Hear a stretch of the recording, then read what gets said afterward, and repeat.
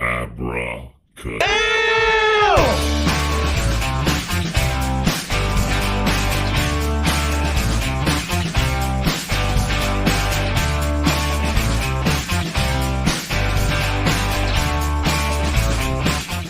Welcome to the Abracadamn podcast, and I'm your host, Danny Whitson. That's weird. I don't think anybody else. Does anybody say their name like that? Danny Whitson. I don't like to say my name that much, I promise. But no, I hope everybody is having a fantastic 2021. So far, so good for me. I've got some goals that I'm gonna get accomplished this year. And definitely one of them, I want to be a better Danny Whitson. So I'm working on it. But this is interesting. I actually got tested yesterday. Yes, I got tested yesterday because I was out in the public amongst the humans, and I crossed paths with a hater. It was a hater from a year ago, and this person was real backstabby-ish kind of hater, those kind of types, you know. And I was just wondering, I was like, if I ever see this person, I'm going to tell them where to go, how to get there, and what kind of toothpaste to use while doing it. And of course, when I saw him, all those emotions just came right back, you know. But then I got to thinking, I was like, you know what, Danny? This isn't even worth your thought. You're in such a better place right now. You're no longer around that toxic environment. And your life is great compared to what it would have been around that environment. So I didn't say anything, and I just let the person just blow on by like a fart in the wind. Bye-bye. And that was that. Moved on. I think this is perfect for this episode. This episode is full of so much positive energy, or should I say Jenergy? That's what she likes to call it. With Jen McKinney. She's a fantastic stand-up comic. She's a mindset coach and a international best-selling author. I've known Jim for a while. We've shared the stage some, and she's just a fantastic, fun person to be around. So if you guys would, please sit back and enjoy my conversation with Jen McKinney. We are here with my friend, Miss Jen McKinney. How you doing today, Jen? Our good times. Excited to be here.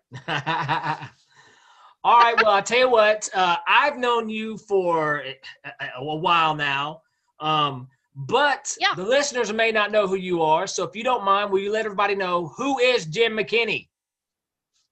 Yeah, so I am Jenny McKinney. I was born July 4th, 1976, right? Patriotic. Woo! That makes me bi-centennial, right? Right. I own my own business called So Much Jenergy, and that includes doing comedy, coaching, motivational speaking, mentoring. I love mentoring middle school children, and just living life to my fullest and just having a great time. I literally live in a state of joy at all times. And that is not a front, because you do. You're always in a good mood. You're always smiling, which is something that we desperately need, right now. This is interesting because now let's go to the comedy, because that's how I met you. We've shared the stage a couple times, and I enjoy your stand-up. You're hilarious. You definitely have a way of charming the audience. What kind of got you in stand up? What was your draw there? So I feel like the universe was probably pushing me harder than I was ready to be pushed, where they the universe just like kidney punches you and you're like, oh, that's huh, that's weird. Why did 3 people in a row just say the exact same thing? Like, hey, you should be doing stand-up comedy. That's weird. Why would they say that all in one day? So I finally realized, okay, that's not just a coincidence. I mean, that's literally a sign. And so I wrote my first show. It was 60 minutes. We sold tickets, raised $5,000 for charity, and we had the whole bar to ourselves. They offered a $5 pizza and beer night, and this was 23 years ago. And yeah, they let me have the whole bar, and it was 60 minutes, and it was a great time. I loved it. And then I just really did it as a hobby because I had a corporate job, and so that's how I found my way to stand up. But laughing and having a great time and making people laugh has literally been my everyday life. That's crazy so your first experience on stage was an actual show? Yeah. I booked the show and the bar let me have the whole bar. Yeah, and I sold tickets at work so that we would give all the money to charity, and we raised $5,000 for Ronald McDonald House. And now, first of all, that's awesome. That's a super awesome cause. Yeah. Yeah. So you hadn't. I can remember the first time hopping up on stage at my first time at an open mic. You're terrified, or the very first street show I ever did. I'm terrified. But you sound like you weren't afraid at all. You were just like, let's do this. Well, I felt like because it must be a calling that I already knew. I'm funny all day, every day at work. So why not just, I'm just, a foot higher than everybody else now with a microphone in my hand. And so then I can, write stories and write jokes and tell funny stories of things that have happened. Now, I will tell you, it was probably 100 times harder because those people knew me. And I didn't want to repeat the exact same stories. I didn't want to tell the same funny jokes, and I didn't want to say the same thing all the time. So I tried to, change it up. I had to write all new material and, kind of throw in new nuances to my stories or add on to them to make them a little bit different and funnier.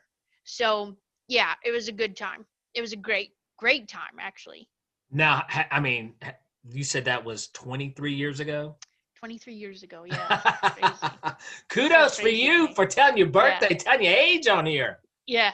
Oh, yeah, I don't care. I'm 145. It's fine. Hey, I've got a birthday. Actually, this is my birthday month. So yeah, it's awesome. It's here. Happy birthday month. So now, as your comedy's evolved though since then, I'm sure, now you've got plenty of material for, any audience. Yeah. I've done everything from church shows to, birthday parties to functions to corporate events. There were times where at our corporate location, I would just book a conference room at lunch and have my own comedy show. We had a popcorn machine, and so there was literally free popcorn, and I would do a show at lunch in the conference room.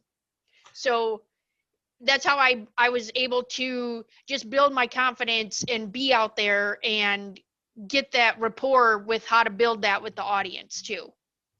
Well, I remember the first time seeing you on stage, and I believe it was the show at the Willow Tree. Mm-hmm. And I remember seeing you, and you have such the funny laugh and the charm that goes with it that it's almost like people just want to stop and be like, who is this? And why is she so damn happy? And it's making me happy, and it's making me laugh. Right. And then you hear what you're saying, and then you're laughing at your jokes. So yeah, I think it's a great chemistry that you create on stage. Yeah. Thank you. I feel like it's almost like a double whammy because it's like a double value, if you will, because I'm laughing at my joke because I'm excited to get it out there because I know it's funny, or I think it's funny. And then I get the joke out there. So I don't know if you're laughing at my joke or laughing at me laughing at my joke. So it's a double value. So you might not think my joke is funny, but you might think my laugh is funny. Well, I definitely think it works for you. Absolutely. Yeah. And another good thing is every joke I write, I think's funny. Yeah. Now granted, if it's a new joke and they don't like it, I'm just like, what the hell's the matter with them? But I Yeah. mean, that's how you have to maintain true to your art, to your Yeah. comedy, is you write jokes that you would find funny. Well, I'll tell you this. I do listen to, if I have a certain show and I've changed the order of things or I've mixed things up or written new material, I'll record it and just how I want to say it. And then I laugh at the exact same spots in my recording. Then I'm laughing at me, laughing at my joke. So it's just a vicious cycle. I try to record as much as possible, but with me, I can't stand to watch myself on video or hear myself. And Antoinette will play it and she's like, "Oh honey, it's pretty good. You should listen to it." And I'm like, give me a week. I have to take some time before I can courage up to Okay. listen to myself. Yeah. But okay. Well, here's the thing. You're not just a stand-up comic. You said you're a life coach. Yes. So I'm mindset coach, life coach. Yeah. Fix your life, fix your mind. Now, what got you into that?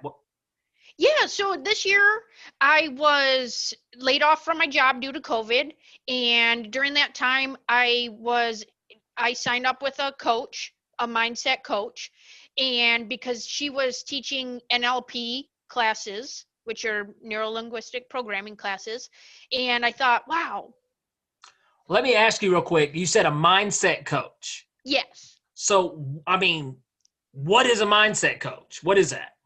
Yeah, so she just helps you with the way that you are living your life and so if you are programmed in one way to live your life in a certain way, then if you are, if you are self-sabotaging or you don't feel worthy enough. Well, I was going through some money mindset issues where I felt like I had to work very hard for my money. So I would make my jobs harder than they needed to be because that was my thought process. Okay. And so so I started working with her on my mindset around money issues and working through her, and we would do some clearings and kind of clear that out around my beliefs. And then I shifted immediately and I thought, oh my gosh, this is crazy. I mean, crazy. And so then I've been still working with her, and now I'm actually in January I'll be certified to teach classes in NLP. So it'll be around different things where, like, if you are, say for example, you're addicted to eating ice cream and you know that it's not good for you, it's okay in a little bit, but not, eating a half a gallon every night, then we can go in there and change how you feel and can how your mindset is around that ice cream. Like, why are you comfort eating? And so yeah, it's just been really like such an amazing experience. And I've actually been going into, actually I've been going into some schools. So there's a cosmetology school here that I've gone into and shared mindset training with them during their orientation so that they can learn their actual learning style and then be better students and instructors. And so it's just been an overall mindset shift that I'm excited about, and I love teaching that. So, and I feel like it's allowing me to give the gift of joy where we can get some things cleared out, because say you're blocked by, a certain belief that you aren't worthy enough. And if we can get in there and clear that out and you can just hit that level of joy, then I mean, I live it every day, so I know how it feels. And if I had one superpower that I could like pick, my choice would be to like switch bodies with somebody or switch lives for just a minute so that they could feel that for 1 minute. And then you would know what I can get you to. So this sounds like actually dealing with your problems versus then maybe slapping a Band-Aid. yeah, exactly. I mean, believe it, there's almost everyone does some type of emotional eating. Mm-hmm. That's a bad one for me. I will go to, sweets or something. Yeah. And it almost feels like a reward or something, or Right. everything sucks. But you know what don't suck? Donuts. Uh, Right. Right. so Right. it's I think that would be hell. I think I need a mindset coach. Yeah. Now, so okay. Do you ever, whenever you go to places and talk, do you do a mixture of your stand up too? Yeah, so that's an amazing question. So, yes. So I put my comedy spin on it to open their mind and allow me to build that rapport with them anyway, because they're thinking, okay, if she's funny, she's not just going to make it boring. And so I do an hour presentation, and it's a lot of information. So to keep everybody awake, you know what I mean? I throw some zingers in there to make sure that they're paying attention and having a good time, or if they need to stand up. I mean, I'm not offended. I have a broken tailbone and I stand about 90% of the time anyway. So I know how it is. And if they have to move around or shift or, whatever, just to keep their mind awake, then that's what we need to do. So yeah, I definitely put a comedy coaching spin on everything that I'm doing. So that's in my life, my podcast, my trainings, my coaching, everything that I'm doing. Well, I think that's awesome. It's a great way to use the tools already, Yeah. make them work for you in other areas. Now, I saw where you mentioned earlier, I think I saw it on your was it your Facebook page, So Much Jenergy? Yeah. Okay. Now, you are a international is it best-selling? International best-selling author. Yes. Wow. Yes. So tell us about that. Tell us. Yeah. So just as of yesterday, so our book came out on Tuesday. It's a book. It's a collection of 19 coaches, inspirational, motivational authors that are, our book is called You Can Overcome Anything. And it's about exercising your mind. And so we've all collectively put our stories in there to share with everybody how to overcome that. And then yesterday at 7 p.m., we were able to hit international best-selling status. Wow. Yeah. That's amazing. Super exciting. Yeah. It was really hard because I wanted to keep that a secret from my family because I wanted to send them the actual book. But because I knew they were going to be tagging me on Facebook, so I had to tell my family before I wanted to. So that's okay. It's still an awesome surprise. And every time I talk to my family, it's something new, something bigger, something awesome. So it's so fun to just share amazing news and just leveling up. I really feel like it's all about leveling up right now. That's awesome. I tell my family about stuff and they want free prank kits. So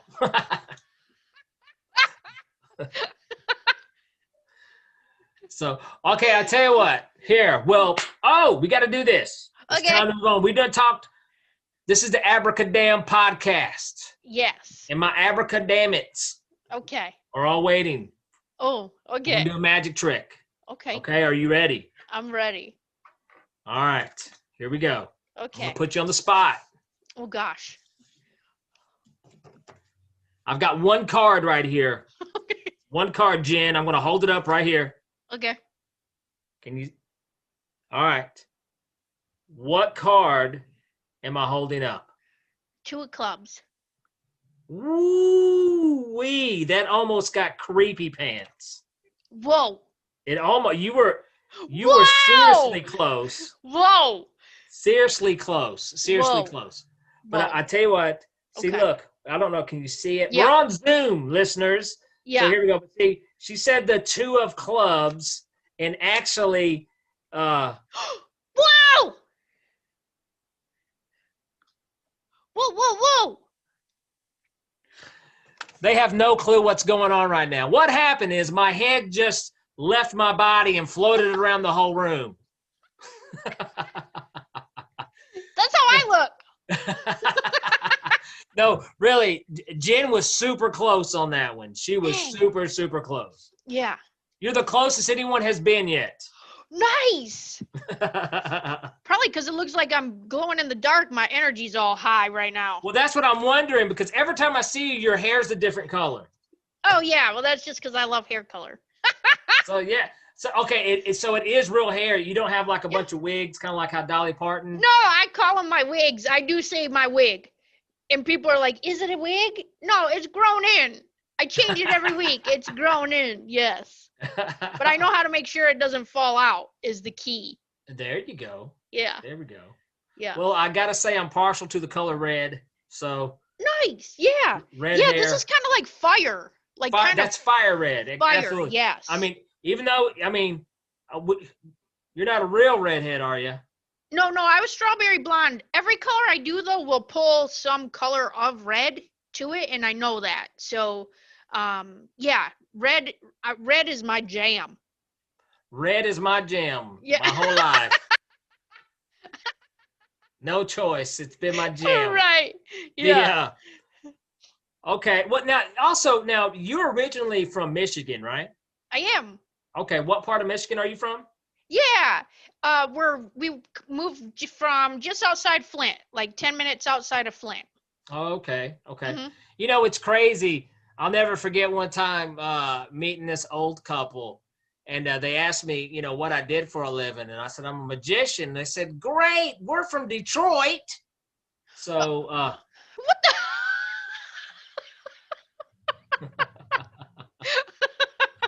I was like, magician, not Michigan, magician. So Michigan. Yeah, we call it the murder mitten.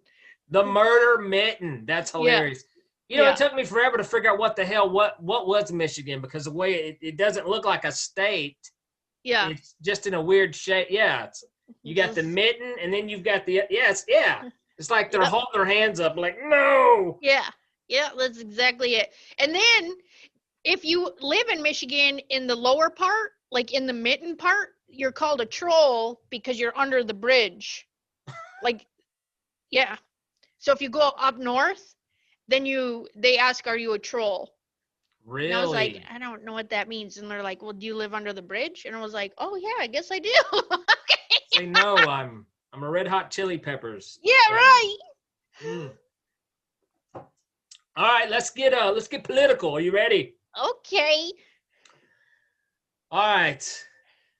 Now, let me ask you this, because you are a stand-up comic, but you're also a life coach. Do you know other life coaches or famous life coaches? Because I think I only know one. Oh, well, I mean, I have a few, not that I know, but that I watch. Know of. Yeah. Like, there's a Houdini of life coaches. Okay. Yeah. Like, is it Tony Robbins? Yeah. He's like the Houdini of life coaches? Right. Okay. All right. So let me ask you, who... Okay, let's do this. Okay. Let's do this. What life coach would make a great comic besides Jen McKinney? And what comic would make a horrible life coach? Oh, okay. Let's see. So I would say, I don't know. I feel like, do you know who Les Brown is? Les Brown, is he a life coach? He's a motivational speaker. I don't know who he is, but let's go with Les Brown would be a good comic. Yeah, he would probably be a pretty funny comic. He's just animated and he's a great storyteller. And I mean, he's pretty funny anyway. He's not like in the comedy genre. And who would make a terrible life coach that's a comedian? I've got my pick, and they can be alive or dead. Okay. I'm gonna have to go Mitch Hedberg. Or maybe Stephen Wright. I was gonna, my worst, the worst life coach, comedian, but horrible life coach would be Sam Kinison. Yes, God bless, he'd be screaming at you the whole time. Life coach. I only know Tony Robbins. Yeah. And I don't know if he would be funny. So I don't know. I always feel like him when I have this headset on. I have like issues with my computer. I don't know. I mean, you can see my energy is all loud anyway, so I'm break stuff over here all the time. you're Jenergy. I know.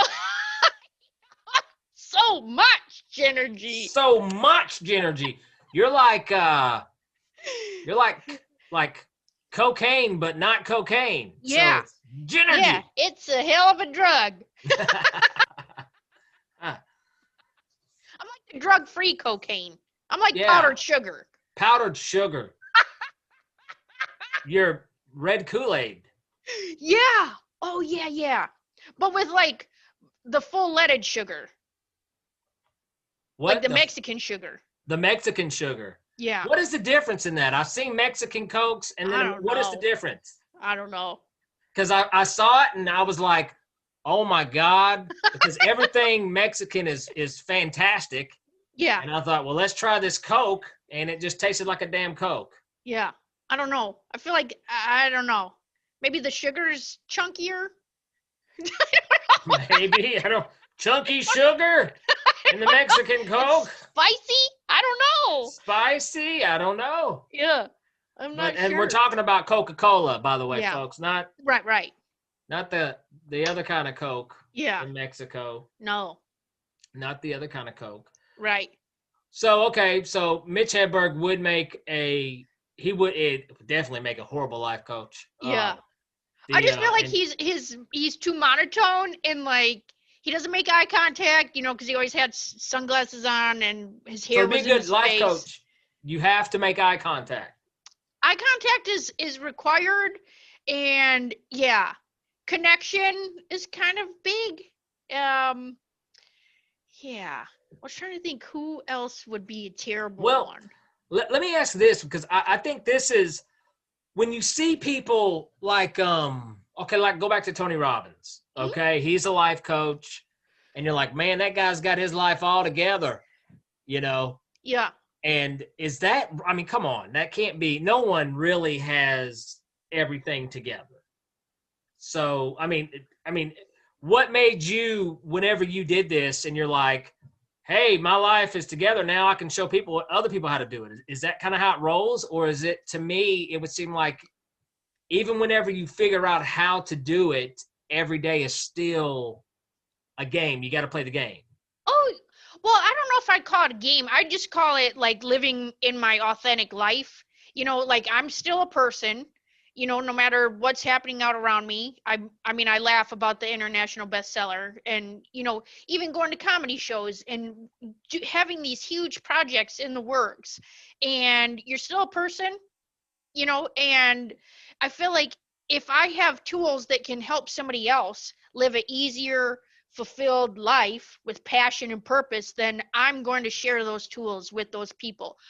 But at the same time, and normally I don't say but because it cancels everything else, but literally those people you have to work at it. It's not just like I'm going to go buy a gym membership and never go, and then I'm mad that the gym isn't making me smaller. You know what I mean? Like that's work that you have to do. And so I feel like I'm out there doing the work all day, every day, and just living in that state of joy and then sharing that with people, if that's what they want. Because I've learned too, that just because, which this is a cycle I had to clear out, is like the drama cycle. So growing up, I was a rescuer, which then turns me into a people pleaser, which then makes me want to fix everybody, right? Well, people don't want to be fixed all the time. And so, I have an amazing marriage, and I kept thinking, I want that for everybody. And then I realized not everybody wants that. Not everyone wants to be married. Not everyone wants a perfect relationship. They love drama.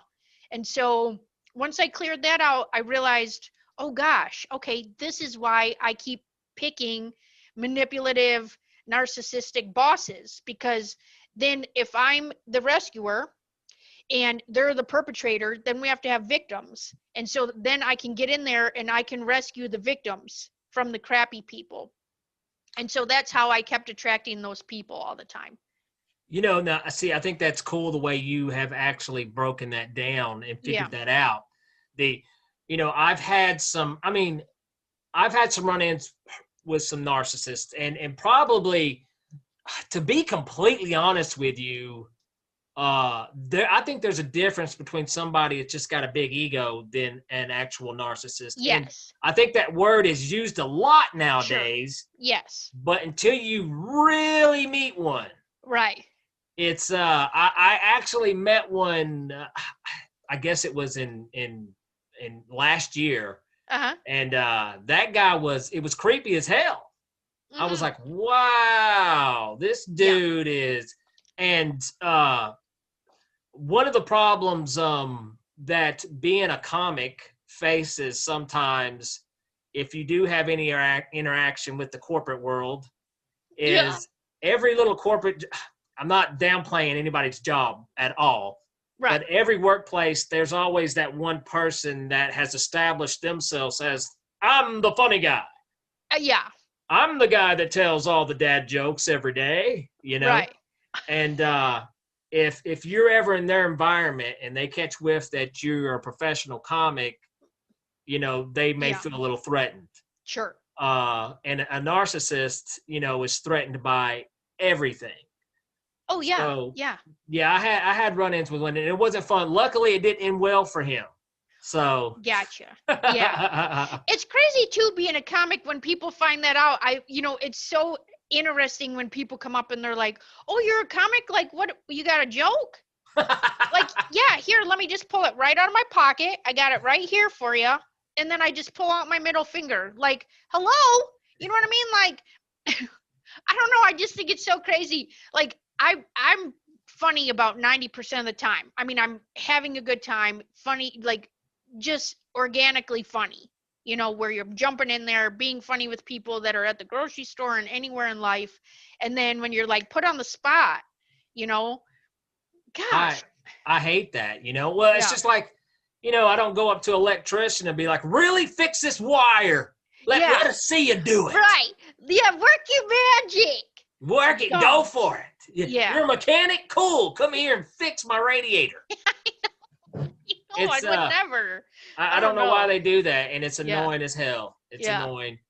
Um, Yep. well, now, have you ever, like you said earlier, some people don't want to be fixed, and Hmm. some people, it literally, you do see those people, like especially on Facebook. You see these Sure. people that are just addicted to drama. Yes. Have you had any of those people reach out to you or come to you and Yeah, so the funny part is when they reach out to me, because I do a motivational video or a comedy video every day on Facebook, and they'll comment or reach out and say, "I'm interested in this." And then when I start asking them questions, they're like, "Well, I don't really do that." And then I think it's funny because yes, you do that every day. Like I'm friends with you and I know that you do that. So when they're in denial, I either have to overcome their denial and help them, because if they're not really ready. It's the same like if somebody comes over for a haircut and they're like, "Yeah, I'm really ready to go short." And then they start crying, I'm like, "You're not ready." You know what I mean? And I'm not going to cut your hair off if you aren't ready. And so sometimes you have to figure it out. It's like a beautiful balance where you're like, are you really ready? And you're just scared and I need to push you, because you have to figure out how far can I push you and are you really ready? Because some people are just scared that's because now got to you're going to be be changing their life. exactly, that's got to be tough. Yeah. Um, it's a that's once again, and back to the comic side of it. I think one thing about being a comic, and anyone listening, if you want to be a comic, one Yeah. thing you have to be, folks, is self-aware. Right. You have to know your flaws, Yeah. and I think that's the first thing. I know all my flaws, Yeah. and I advertise them, I broadcast them. Yeah. So, but there is a lot of people out there that are not self-aware and they don't Sure. realize some of these things that they're doing. Yeah. And it's sad when you see people that it's just a toxic cycle Sure. that they do. Yeah. Now, Thank God though there are people out there doing things that you are doing that's Yes. offering something that'll help people, because especially right now, it has been, this past year was so tough. It was tough on Yeah. me. It was tough on everybody. Right. And we need as much positive Jenergy as we can possibly Yeah. get. Yeah. Well, I tell you what, before we get out of here, tell everybody, where they can catch your podcast, where they Yeah. can buy your book, and if they Sure. need some self-help, Yeah. how do they get in touch with you? Absolutely. So you can find me. I have a website called somuchjenergy.com. It's just like so much energy, but with a J for Jenergy. Somuchjenergy.com. And on there, you'll see that I have advertised a $47 special right now for new clients. That is a passion and purpose uh, consultation. So we can go through and look at what are you doing in life? Where do you want to be in life? How to identify your flow? What are your 3 passions and your talent? So your talent is what you should be getting paid for. So you might think you should be getting paid to do one thing, and really you are here to do something else. So I can help you establish that relationship within yourself, and I provide a report after that. And then I have a comedy coaching podcast that you can find on there. We're also on Podbean, Stitcher, Spotify, Apple, anywhere that podcasts are. And I do motivational videos every day on Facebook. And some are funny, some are teaching, some are, I come out with props. I have a lot of puns. I'll make you laugh either way. I hope. And then I have a So Much Jenergy Facebook page that I also do laughing meditation, which sounds ridiculous, but it's literally just laughing. Now here, is it No, it's no and you are literally just laughing with me. So I'm laughing for a certain amount of time with you, and you can fake laugh, which I don't know how to fake laugh because your body still is getting the same benefits from it. So I usually do it for anywhere from like 4 to 8 minutes. I've never heard of that. You said laughing yoga. Laughing meditation. Meditation, not yoga. Sorry. Yeah. No, that that's would okay. also be another thing, though. You could get in the tights and on the mat. Yeah. Hot laughing yoga. Yeah. So laughing meditation is literally just taking your thoughts away from everything else going on, and you are literally just laughing for the benefit of laughing. And so that can improve your immune system. It helps boost your confidence, your energy, your brain. It puts all your good chemicals in, pulls your depressive chemicals out, and helps your heart. And not only that, it burns calories up to 45 minutes later. So if you are comfort eating, hurry up and do it in that time, and then get on a clearing call, because I also offer free clearing calls where we can just chat for like 15 to 30 minutes, and I can help you with your limiting belief or self-sabotage or emotional blockage, or if you have to go number 2, I don't know, whatever else you got going on. I was blocked up. I talked to Jen, and now I'm good. Regular. Yeah, we had a 15-minute call about a colon blow. Okay, and now I can't remember, did you say where we could get your book if we wanted to pick up the book? Yeah, so our book is on Amazon. It's called You Can Overcome Anything, Volume 2. Speaking of colon blow, like number 2, and it's Exercise Your Mind. And I also just wanted to let you know too, I am going to release actually next week a digital joy course. And so what that's going to look like, it's a course on how to be joyful and how you can implement that in your life. And it's called the Joy Seekers Society. Joy Seekers Society. That sounds, sneaky, but hey, I like it. I know. I'm excited. Just talk about raising your vibration. And if you don't know what that means, it's in the program. Gotcha. Yep. All right, Jen. Hey, I appreciate you coming on the podcast. This has been fun. I always love talking to you. Yeah, same. Hey, I look forward to getting on the stage eventually with you sometime this year. Yeah, for sure. For sure. Yeah, thanks so much. Great to, well, I can't see you guys, but I can feel you. I'm excited you're here. Thanks for being here. Gotcha. You too. All right, that does it for this episode of the Abracadamn podcast with Jen McKinney. Be sure to check out her podcast, So Much Jenergy. I actually had the pleasure a little while back of being a guest on her podcast, and it was a lot of fun. It was a whole lot of fun. They actually gave me a magic quiz. So check that out to see how well I did. Also, be sure to check out her book. You Can Overcome Anything on Amazon. Check it out. I'm sure there's a lot of great info on there if you're going through any tough times. And if you're looking for a mindset coach, she would be perfect. I mean, she's just full of high energy and she's got that contagious laugh. She's just a real treat of a human being to be around. Also, if you have not done so yet, be sure to subscribe and follow the Abracadamn podcast. Let your family and friends know. Tell them. Send them an episode. But tell them to follow and check out the podcast. Also, give us a like on Facebook, the Abracadamn podcast. Give Danny Whitson Magic and Comedy a like, if you would. And also, give me a follower on Instagram as Super Magic Boy. I'd really appreciate that. I'm excited for our next episode. I think you guys will be too.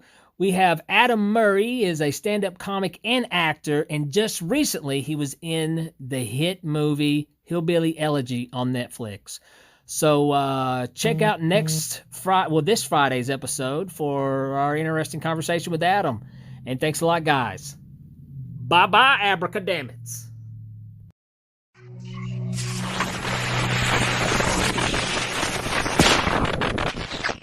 Abracadabra.